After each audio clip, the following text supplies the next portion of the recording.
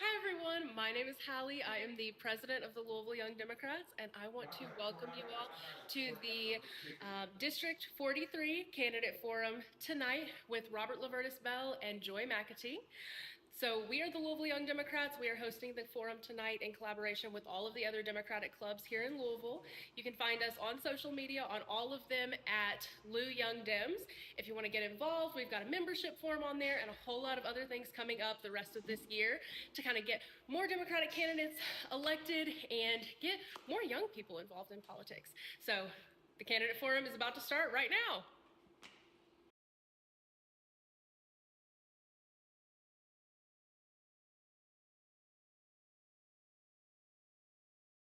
A question, and then we'll go on to ask Robert a question, and then that's pretty much how we want to go. Let's get started. You want to start? Yeah, awesome. We're doing opening statements as well, so you'll get to start with that first. Yeah. You'll have 2 minutes.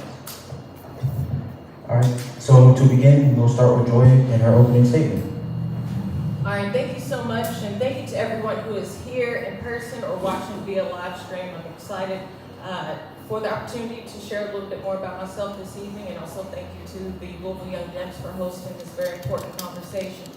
But my name is Joi McAtee, and I'm running to be your state representative for District 43 because we need a leader who has the courage, the stamina, the strategy, and the political will to stand up against the fascism and the MAGA policies that are wrecking the lives of people in District 43 and across the Commonwealth.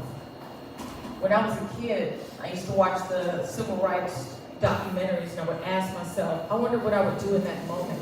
And in 2026, looking at everything that we are facing, this is that moment. And I'm excited about the opportunity to meet that moment and to deliver results. I'm ready to set a new standard and a new vision for District 43. And that's one of creating joy and abundance and making sure that we are able to dream and to become and to do without limitations, to be able to move freely, to be able to achieve. I want to make sure that every single person in District 43 truly has the opportunity to thrive. I'm a single mother. I'm a daughter that's in kindergarten at JCPS. I'm pursuing my second master's and PhD at the University of Louisville, where I also teach. I'm a proud union member, and I come from a union family. I'm striving to make ends meet just like everyone else. I'm recovering out loud, but always one day at a time. So when I say that I know what people in District 43 are going through, I truly mean it. And when I worked in the mayor's office, I stood up every day for the people, investing resources back into our community, executing on legislation, and making sure that we were systematizing equity within government processes. And I never backed down, even when it cost me everything. And I'm looking forward to taking that same fearless, innovative attitude to Frankfurt to deliver real results. We'll move on to Robert. Opening statement. Hey, Hey, my name is Robert Bell. I am a public school teacher. I'm a father, proud union member. I've been an organizer for nearly 30 years in this community, which makes me feel old, but it's true. Teacher for over a decade. Excited to see so many people here who are interested in the state rep race. In most people in the state actually have no idea who their state representation is, so it's really cool to see people who are excited about looking at a distinction between myself and Ms. McAtee. I do have to warn you though, you might leave a little disappointed if you're looking for stark policy differences between myself and Ms. McAtee. I understand that she's a progressive. I'm a democratic socialist. The state's ruby red, as you guys know. There's not going to be a lot of policy differences. Do you think the state should do this? Do you think the state should do that? We're going to have a lot of alignment on that. I think what you're going to see, though, hopefully, I don't know how the questions are going to be formatted, but what I think you'll see is the difference not between us on politics, but policy, but politics. Politics, I mean, what is your theory of social power? What is your theory of social change? What do you want to happen? Okay, but how do you get that thing to happen? What people are you or what are you going to align with to make that happen? Now, Ms. McAtee can explain her theory of power if she wants. Mine is actually quite simple. I simply believe that the working class is the only formation in this country that has both the material interest and the structural position to do what's necessary to make the world we want, which is to defeat capitalism and build a system that benefits the many, not the few. That's my theory, social power. To that end, everything flows from there. My political project is based around building and organizing around that power so the working class in the state has something to organize around. My name is Robert Bell. Let's go.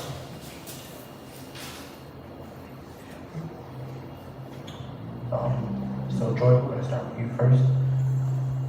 Regarding affordable housing, what specific state legislative actions will you support to expand affordable housing and protect tenants from displacement in District 43?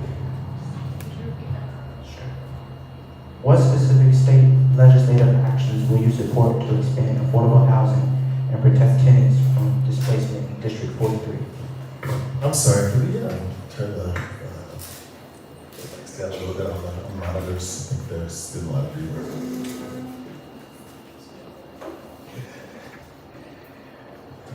So thank you for the question. Housing has been identified as one of the more serious issues in District 43.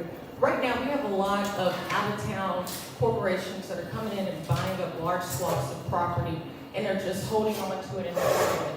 And that right there is one of the hindrances in us being able to build more housing, but also get unhoused people into those housing opportunities that exist.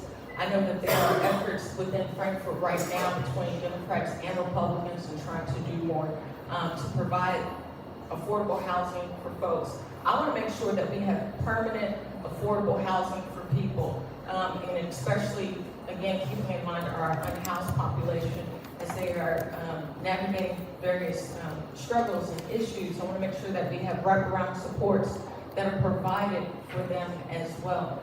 So when we talk about housing, yes, I understand that folks may be in favor of rent caps, but I certainly want to make sure that we have housing that could also be built by the state-owned, to where there's mixed development, mixed income housing that's provided, so that we can go after the number of units that are needed to effectively house people in the state. And if that means providing different incentives to build the housing, I want to make sure that those opportunities go to our Black developers, our Black contractors, if they have been historically shut out those opportunities to build housing that typically house folks that look like me in District 43. So I think as long as we're continuing to exercise all options to put more money into opportunities that increase the affordability so folks can get in, but also for our seniors, for them to be able to age safely and in place, and to receive the home-based care that they deserve in this housing. And so those are things I'm going to fight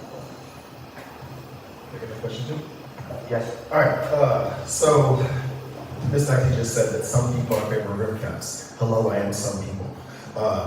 I talk a lot about rent control, in part because it's an exemplary issue of what we're dealing with here in the state of Kentucky. I have 30 seconds. Okay. So what we're dealing with in the state of Kentucky, you might know that KRS 65875 actually puts a ban on rent control in this state, to the point that most people don't even know what it is. So rent control is basically when there are caps on how much your landlord can raise your rent in a given year.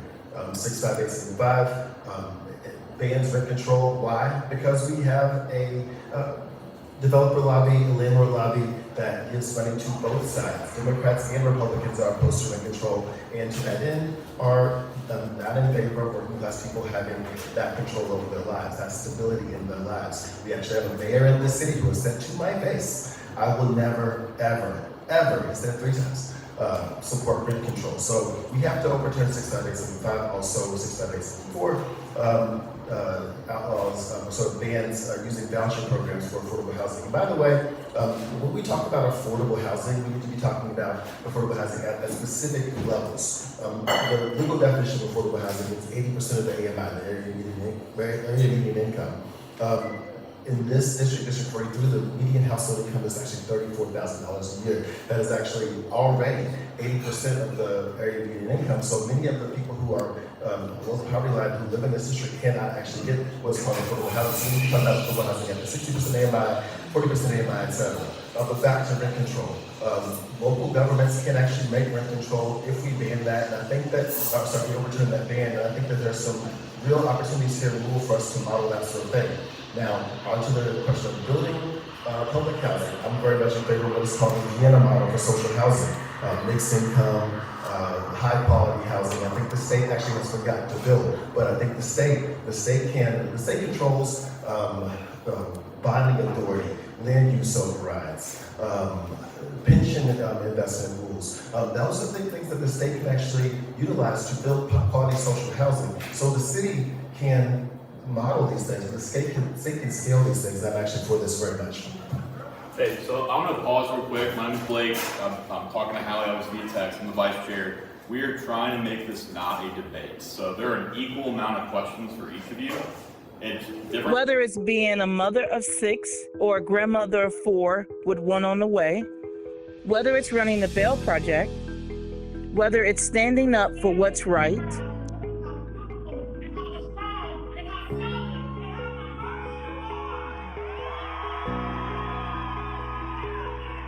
whether it's being your council person for District 3. This has been something that we as a body should recognize. Whether it's working to fix the issues in this city. Whether it's being the executive director. How will you advocate for more equitable state funding for schools in our district? Public education is extremely important to me, especially having a young child in JCPS right now. I want to make sure that every one of our schools are funded equally. I want to make sure that our teachers are paid what they deserve for the sacrifice they make to educate our next generation of future leaders. I understand that there is seed funding that has not been properly funded to the amount, and especially keeping up with the cost of living changes and other expenses that are necessary to effectively run a school district. And we've seen, frankly, right now in this past general session and in previous ones, work to dismantle the work of our public school systems and to denigrate our teachers, and that's something I'm fundamentally against. So I'm going to always advocate for that funding, even thinking forward in how we are generating new revenue through our state to make sure that we are paying for our school districts. I was disappointed in the local Metro Council vote where they didn't decide to tax Churchill down. So we've got to make our corporations pay their fair share. And those things are what we can use to invest in our school districts.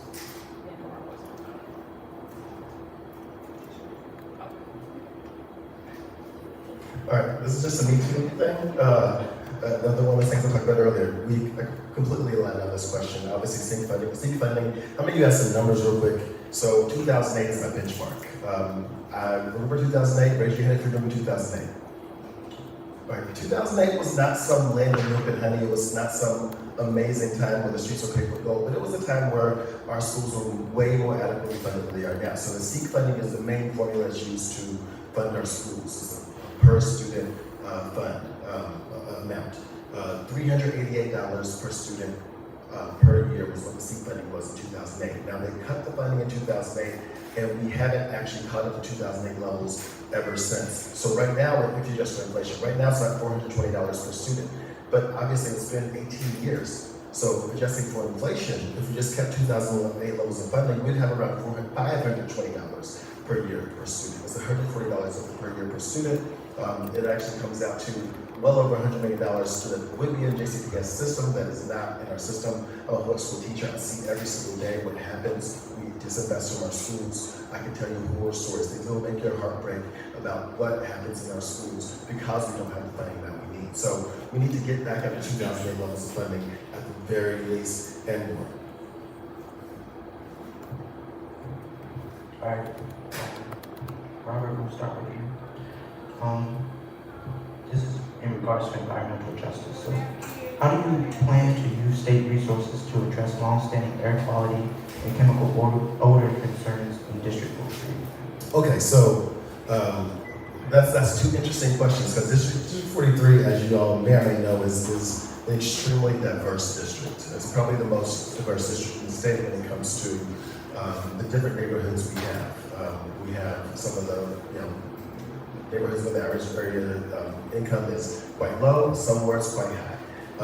But two parts of our district that are actually quite dissimilar in many ways from a demographic standpoint are dealing with air quality issues in different ways, but in extreme ways. So number one, we have Butchertown. Butchertown is a little bit more affluent. You guys know what it smells like over there. All right, we have to have action towards the air pollution, the quality of life limitations that are caused by the plant over there. But then we also have the West End. Asthma rates are extremely high because of lower quality in the West End. Obviously, there's some things we can do. We can actually invest in the tree canopy. We can actually start holding these corporations more responsible, the corporations, particularly in urban town, more responsible for their emissions. Also, we need to bring back that testing. There's a lot we can do to actually improve the air quality in the city, but I think that's something that is going to resonate throughout the district because of these different ways that this is affecting everything.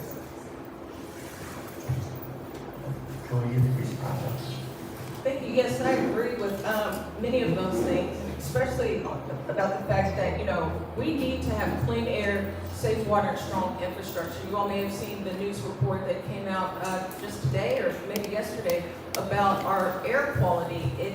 Our ranking has gotten even lower.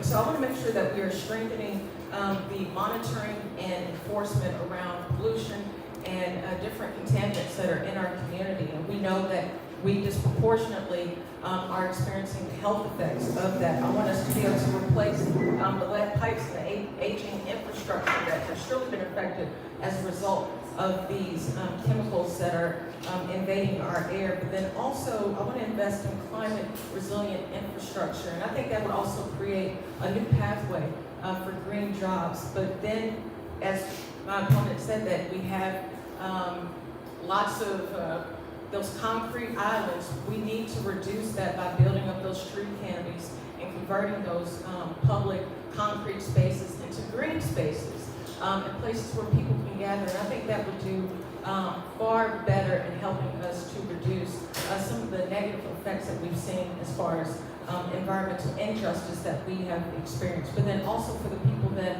are experiencing those health effects, I would love for the state to fund the inhalers, the clinics for people to get those checks, and for there to be more air quality alerts so that we're keeping people safe when we have those poor air quality days.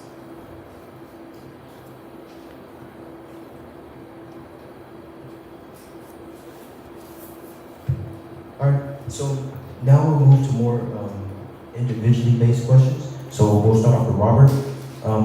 One of your platform pieces includes a Green New Deal for Kentucky.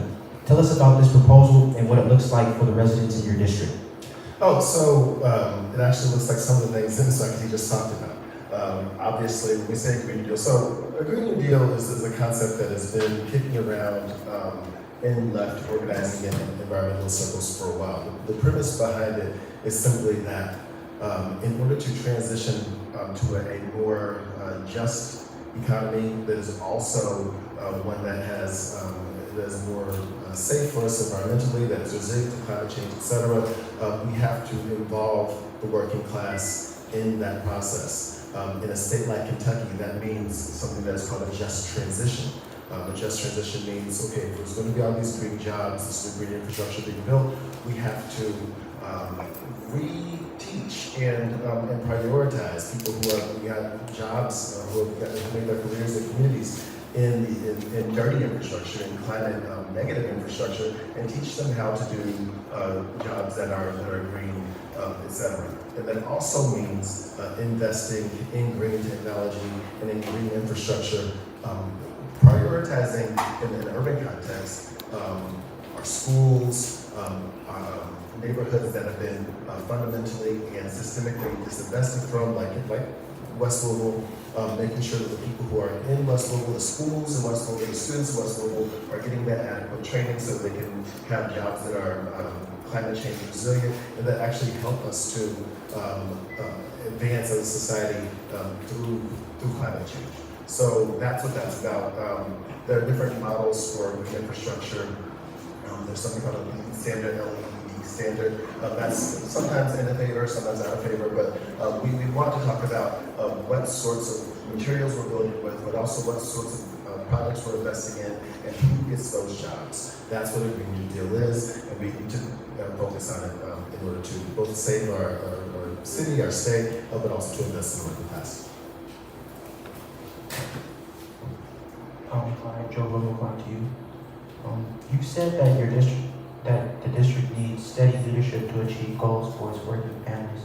In a Republican supermajority, tell us about that leadership style and how you hope to make it work for working families. Thank you for that. So that's where I'm leaning on my government experience, but also the ability to build relationships. Right now, we are living in a supermajority Republican-controlled state legislature. And right now, until we are able to get out of Louisville and Lexington and into the rural parts of our Commonwealth to flip seats, we are going to have to figure out how we are working with our colleagues on the Democratic side, but then also with Republicans, where we can find common ground on issues. Will I agree with everything the Republicans want to do? Absolutely not. Absolutely not. But when it comes down to making sure that I'm delivering results for people, working people, families, that's what I'm committed to doing. I'm not interested in hanging in the balance someone's livelihood just to prove some political point when I have people at doors who are telling me, hey, I'm afraid that I'm going to lose my house. I'm worried that I'm going to lose my benefits. I can't afford my medication. I'm looking forward to building relationships with people who are serious about taking care of the people in their district.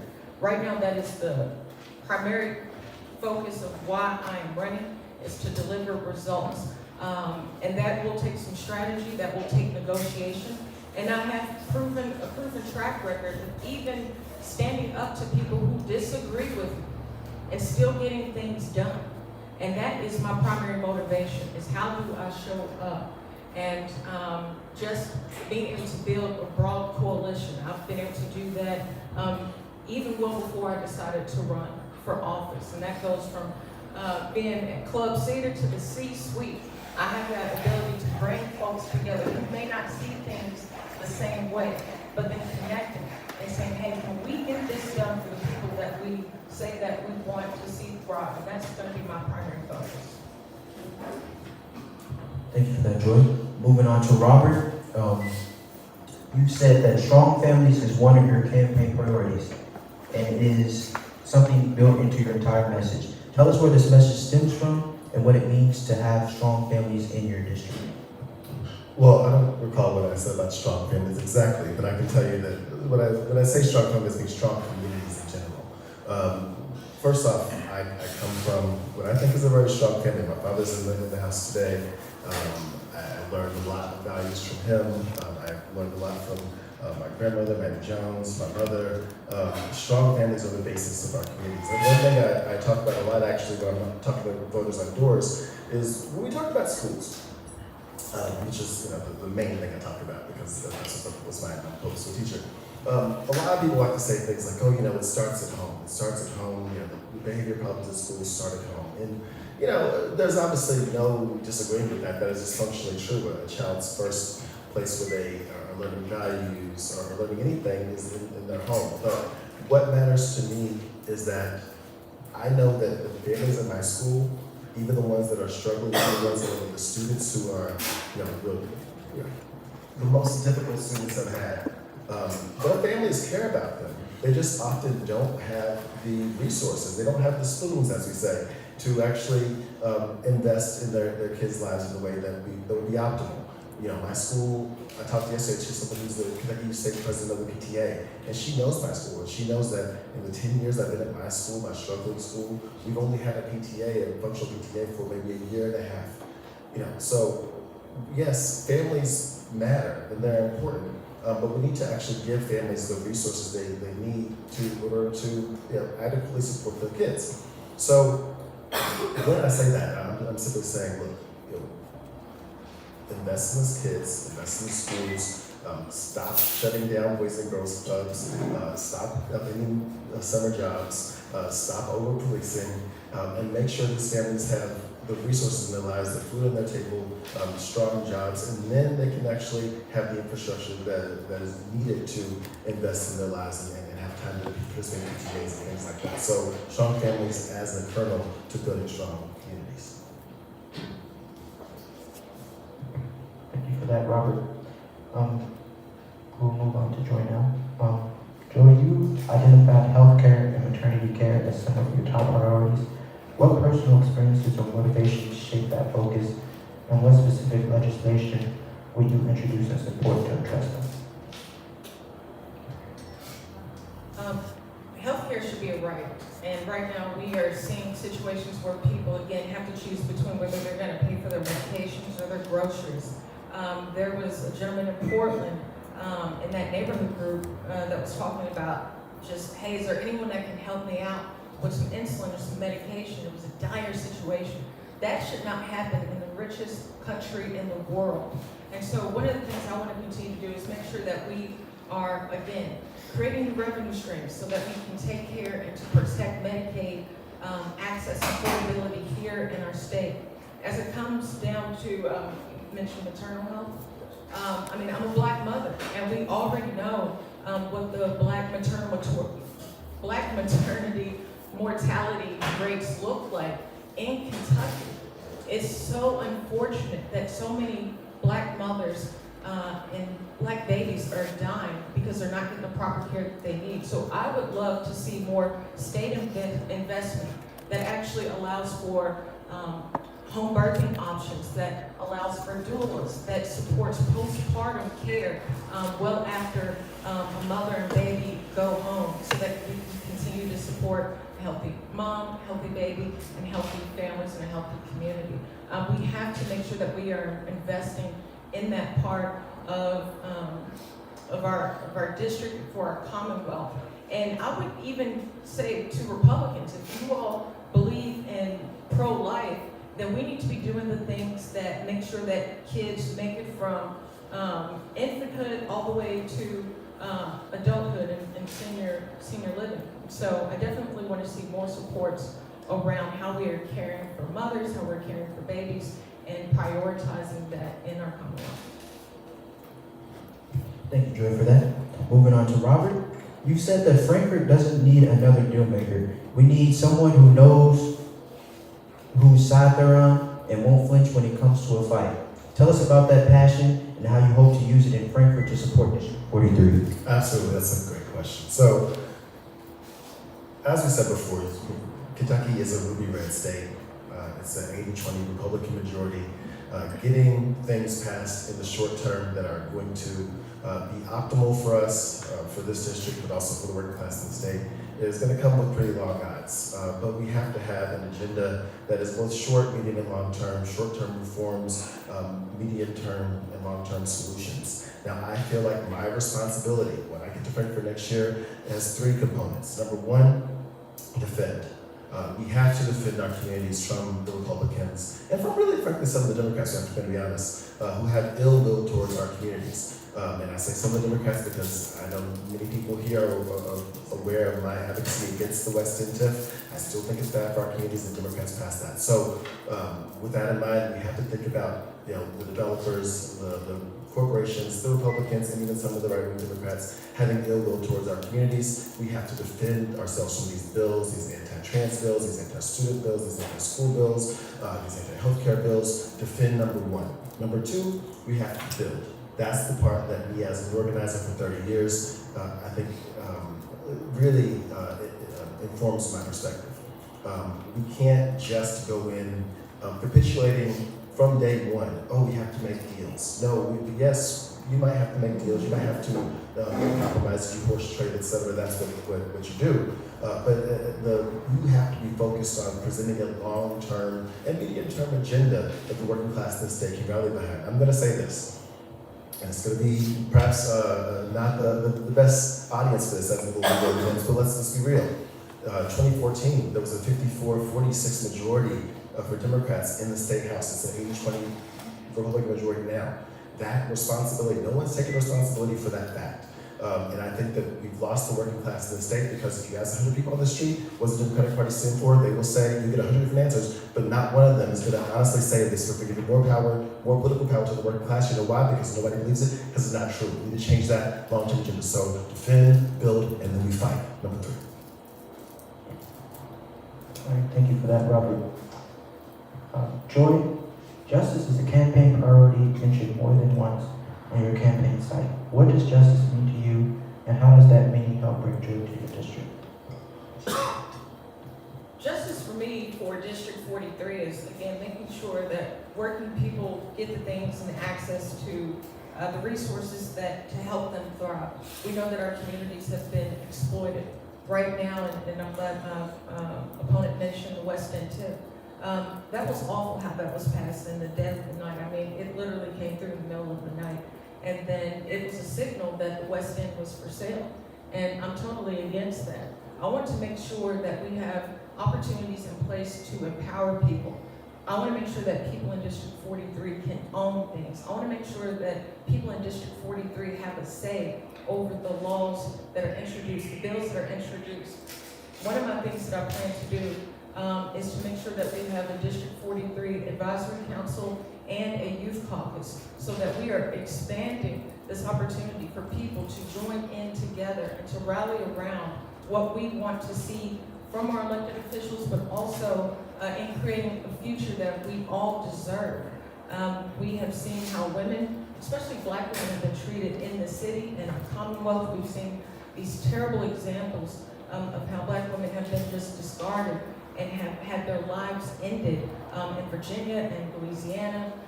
And so justice for me is making sure that we are able to get laws on the books that protect our most vulnerable and marginalized communities. I want to make sure that we are continuing to have, again, opportunities to thrive and that we actually have a say at the table to make decisions. I want to build social, economic, and political power for folks who've been locked out of those opportunities, for working people and families, and so that our kids feel like they have more opportunity than struggle. That's what justice looks like for me.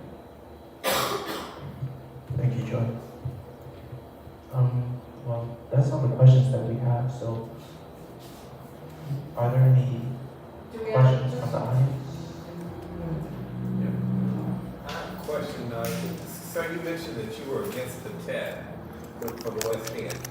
Can you explain that? Are you talking to me? Yes, you. Why am I against it, or what is it? I'll say both. Okay, Why? so the West End TIF. So first off, West End Opportunity Partnership, aka the West End TIF, it was so tax increment financing. The way tax increment financing works is you freeze some sort of taxes, usually property taxes, for a particular area for a particular amount of time, and then you don't actually freeze the taxes as much as you, when the taxes increase, that increment, people are still paying more taxes, but the increment, the difference between what they pay this year and what they paid last year, that all goes into a fund, you might call it a slush fund, that is overseen by often a quasi-independent board, in this case the West End TIF, overseen by a board that consists of bankers, developers, appointed politicians, etc. It is outside the democratic process. Now, I am generally against TIFs in general. We've seen in many cities across the country how TIFs as a developmental tool have actually been used to develop what we call pinstripe patronage. Look at a map of Chicago, a TIF map of Chicago, especially the Daley administration, and you'll see the cities carved up in TIFs where the public money is put into these private slush funds, and political power has been determined by who has access to those funds, usually the developers, who then, through the process of through the TIF board and through the process of negotiating, have a outsized, extremely even more outsized than already than we have, an outsized role in determining the future of the communities. So there's that. There's the lack of democratic oversight.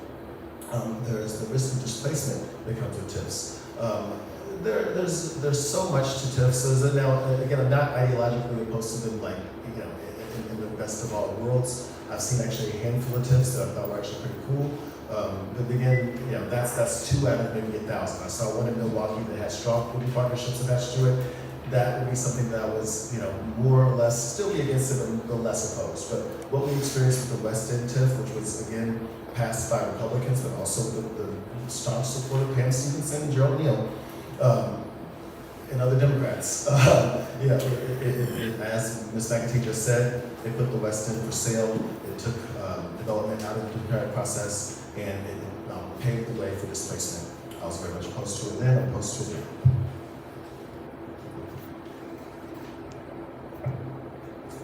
Question. Have you all, did you all come up, well, do you have plans to deal with the gun violence in that district? And if so, how would you all do that? Thank you for that question. Yes, that's a very serious issue. I mean, we more than likely all saw the news where the 13-year-old was involved with the double shooting. And as we know that as we're getting closer to summer, we know that usually those higher temperatures and school being out results in higher rates of homicides and gun death, unfortunately. One of the things I want to do is to make sure that youth have opportunities throughout the summer. And if that comes by way of state investment in youth programming, late night programming, to where kids are able to access their libraries and community centers, boys and girls clubs, to where they have activities and things to do there. I would love for there to be paid opportunities so kids have alternatives than seeking out fast money options that result in them picking up a gun, maybe for protection.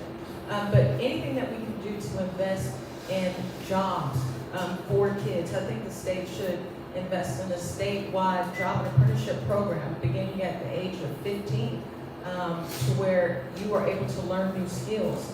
I would love for us to be able to invest in things like tech hubs and innovation hubs so that kids are learning about how to make digital content and how to monetize that and the art of storytelling and narrative building because they do have stories and they really just want to be heard. We just have to do a much better job of providing more options that are not so punitive.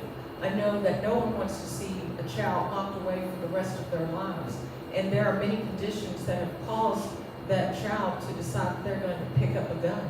And so what are we providing as the alternative to make sure that they understand, one, that their life matters, their quality of life matters. And when they make a decision to end someone's life, that just doesn't hurt the person on the other side, that hurts and breaks entire communities and families apart.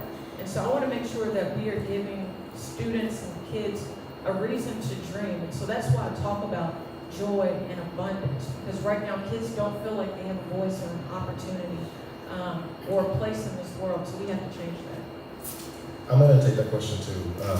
First off, I agree with a lot of things she said. A lot of those things actually already get on platform. If you look at our website, belfordky.com, you can look and see what I say about pipelines for jobs for kids and that sort of stuff.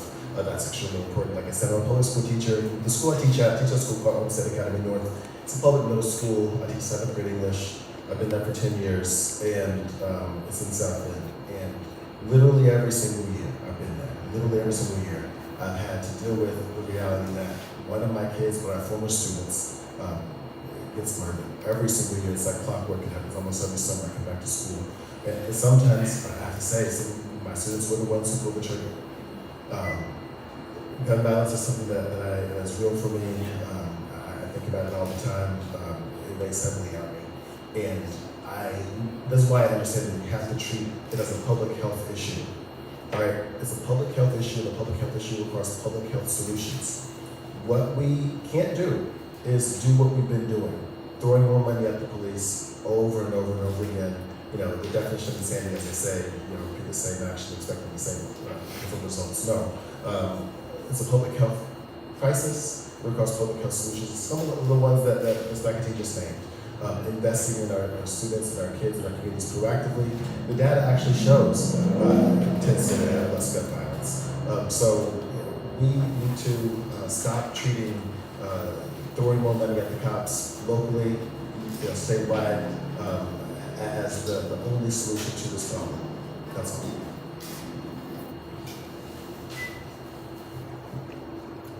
Any additional questions before we move into closing statements?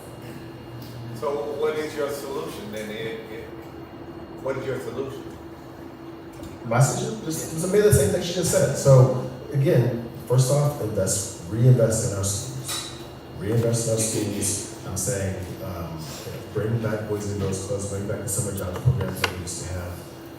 Invest in our kids in general. I truly believe, and again, it's not just a belief, but public health solutions, these things that there's data all over the country that shows that when we, actually not in the country, in Louisville, the city health neighborhoods, when they were fully funded at the city level, they had pilot programs that were showing how we can intervene in gun violence, interrupter programs, things like that, that were actually making the true difference. Those programs were defunded because of a minor political crisis, because the leaders of our city were not actually invested in the solutions more than they were invested in the optics. And we can say that because Greg Fisher did that, more people are dead.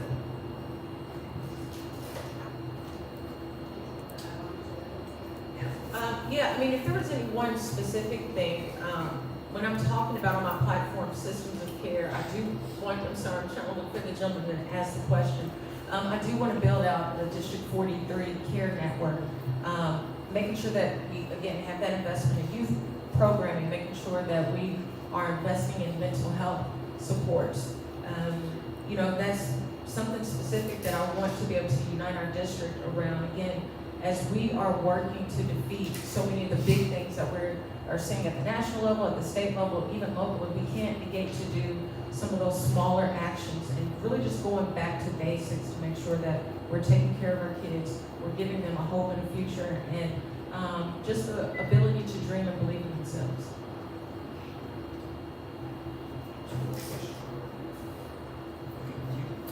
I'd just like to ask each of you, what would be your approach to the affordable housing crisis that we have here in District 43, but actually is across the U.S.? Nobody that's at the lower working class can afford to own their own home anymore. So I'd like to know what you feel like are good solutions for that. I'm sorry, sure, we already answered that before you Oh, got I'm here. sorry. It's all good, we can answer it again. But I think you might want to check back on Maxwell's video. I talked a lot about social housing. I talked about ending the ban on rent control, modeling things, hopefully scaling statewide. That's in my bag. Thank you. Sorry about that. Data centers, they're a huge environmental justice crisis right now. They impact Black, brown, indigenous communities across the country. What are your thoughts on that? How would you tackle this? Well, first off, I'm really heartened by the reality that this AI fueled data center build out that's happening all over the country, and actually all over the world, has been met with such resistance. I just read a story about a project in Norway that was defeated by people there. So this is a global movement. I have a lot of thoughts on this. First off, let's be real. Many of these data centers, there are more projects being built that can possibly serve the effect that they're supposed to serve. They are building capacity that is not needed, that actually may not ever be able to be built at all. So right now you have basically a gold rush, and the only people who are really making money off this gold rush are putatively the people who are selling the shovels, the pickaxes. The electricians union, the IBEW, are wildly in support of data centers because their members are getting a lot of jobs out of it. Developers are wildly in support of data centers because they are getting those contracts. Who is suffering? Well, first off, we're all going to be holding the bag if we're putting corporate subsidies for building those data centers into our budgets, and though they don't come to fruition, we're all going to be holding the bag for the environmental effects. We're all going to be holding the bag if they actually turn on and get built, which, by the way, many of them won't. Like I said, they're going to be big laser tag facilities, big skating rinks, but they're not going to actually be data centers. If they actually turn on, they get built, then what happens when we see noise pollution, water pollution? They are burning the oceans, they're destroying our communities, and for what? So that people can make a video of Homer Simpson doing the Dougie. Like, no, I'm sorry, we can't do this. I'm really proud of the resistance that the organizations I'm involved in have led on this issue, and I will continue to fight it. We can ban them. We can. There's a lot of things we can do. I have a lot to say about this. Sorry. Thank you for that question on data centers. Early on, I was truly troubled by the news about the one that is going up now on Campground Road, and how it just completely skirted through without any type of oversight or pushback, or for community to be able to effectively stop it before the shovels hit the ground. And so we learned about it well after the deal had gone through. So one of the things I would want to do at the state level is to work on strengthening the zoning protections, because that's how that one got through. It was already zoned as industrial, and I'm sure that was done on purpose so they could determine how they wanted to build that land if and when they decided to, and that's what they decided to put on it.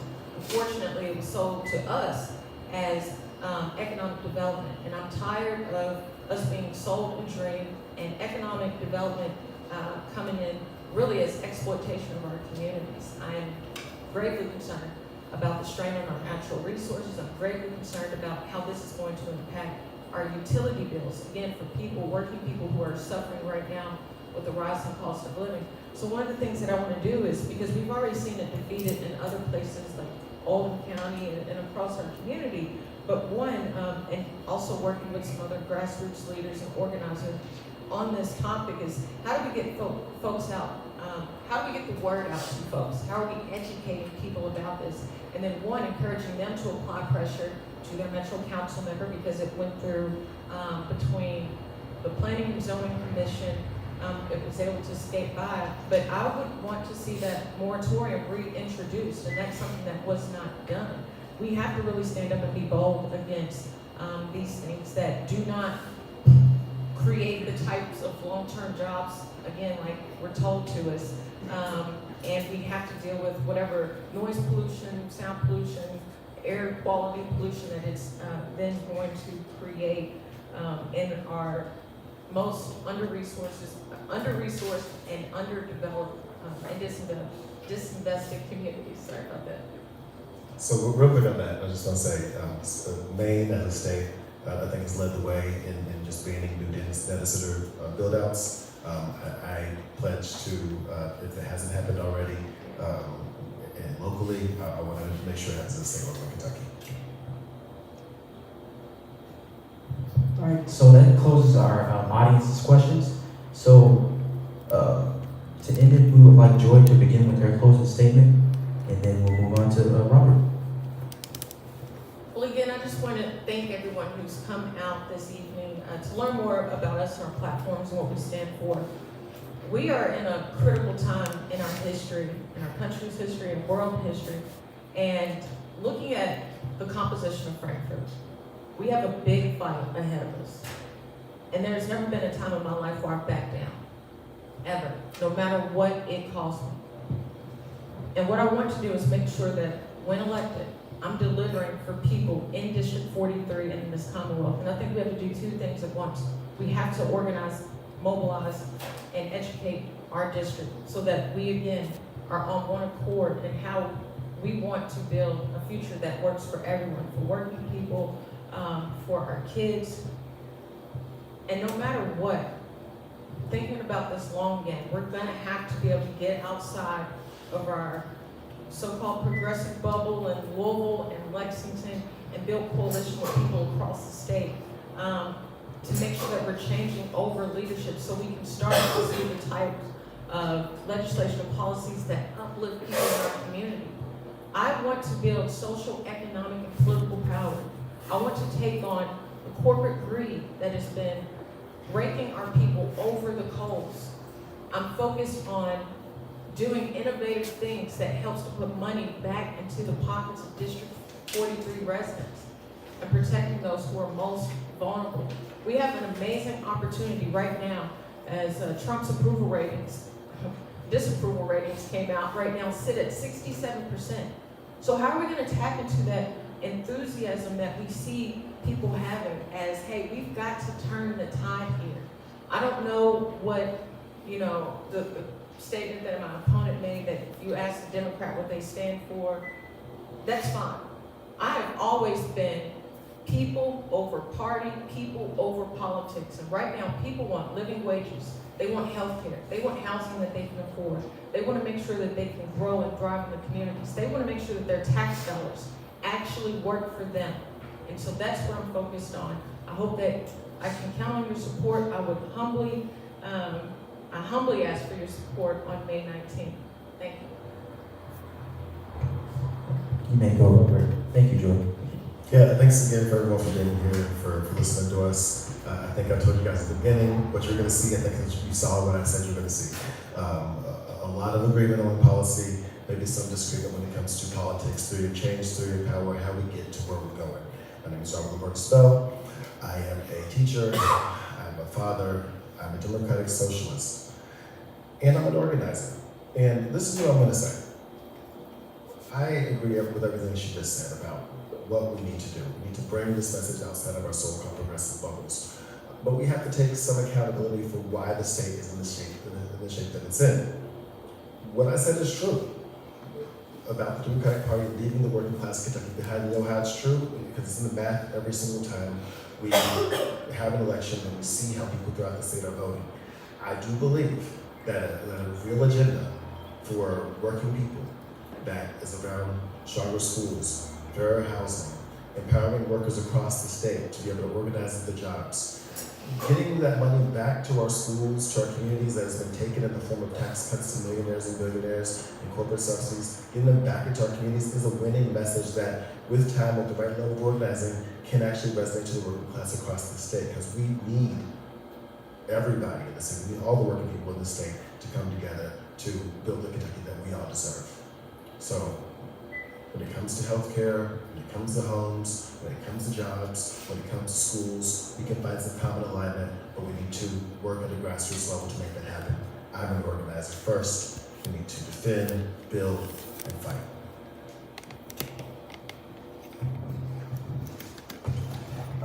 Thank you to our candidates for answering all of these great questions that me and my brother had as moderators, and that all of the audience had.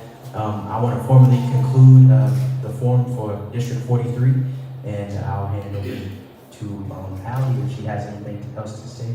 And thank you all for being here, truly. Thank you. Can we get a small applause for the moderators? The moderators were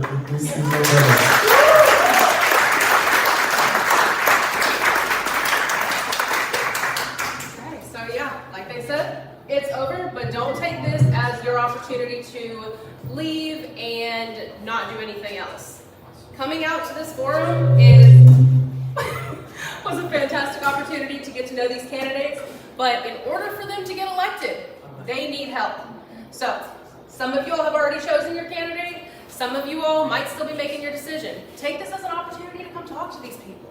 They're wonderful, both of them, and they need your help. They need you to canvass. They need you to phone bank. They need you to get involved with these organizations that are doing the work every single day. And these candidates are your options here.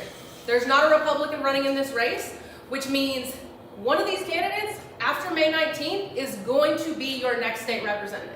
And that means you should get involved with them now. Give them all the love, the support. This is not an easy job. So, once again, thank you all so much for coming out tonight. If you're under 40, please come talk to me. We want you involved in the Louisville Young Democrats. And feel free to talk to your candidates as long as they're here.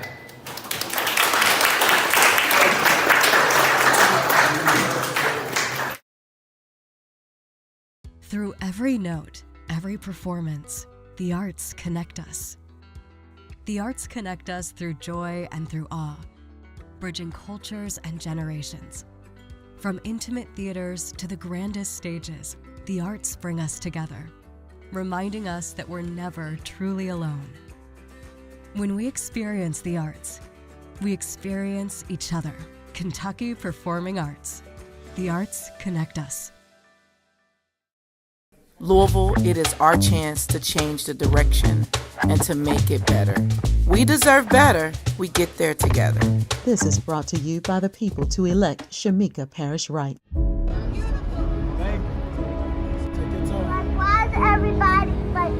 Hey y'all, I'm Attica Scott, former Kentucky State Representative, and you're joining me today on